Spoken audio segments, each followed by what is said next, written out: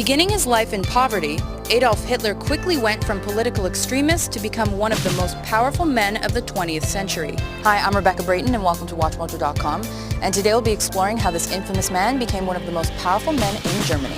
Adolf Hitler was born in Austria-Hungary in 1889. However, his family moved to Germany when he was 3 years old. From a young age, he became obsessed with German nationalism and early on expressed strong anti-Semitic sentiments. Some of his views can be construed as vague, as he also stood staunchly opposed to both capitalism and communism. Many view his early beliefs as a way to rebel against his authoritarian father. His father had served the Austrian government and wished his son to do the same. However, despite living on the border between Austria-Hungary and Germany, Hitler ignored his roots. In the First World War, Hitler served Germany in France and Belgium. He fought in a number of the major battles on the Western Front and was twice decorated for bravery. After the war, Hitler became associated with the German Workers' Party, which shared his same ideals. He became known even outside the party for his passionate speeches opposing the Treaty of Versailles, Marxists, and the Jewish people. Hitler impressed his party early on, and by 1921, he became leader of the newly renamed National Socialist German Workers' Party, known more simply as the Nazi Party.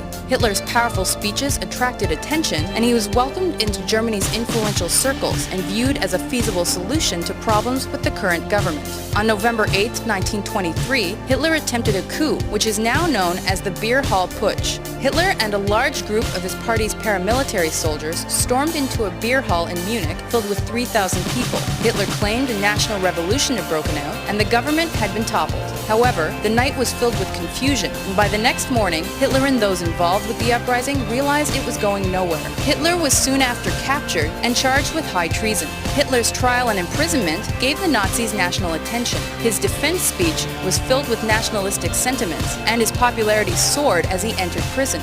By the time of his release, Hitler had written his infamous book Mein Kampf, or My Struggle. He had also changed his outlook on revolution. Hitler vowed to do everything by the book and rise to power through the Weimar Republic system rather than by violent revolution. It was in 1930 when the Nazi Party would experience a political turning point. In the span of one election, the party grew from the 9th smallest party in parliament to the 2nd largest. In 1932, Hitler ran for president. Despite losing to Paul von Hindenburg, he was increasingly seen as a realistic alternative in German politics. After being subject to increasing pressure, von Hindenburg named Adolf Hitler the chancellor of a coalition government on January 30, 1933. This date is now commonly associated with the end of the Weimar Republic and the beginning of Hitler's Third Reich.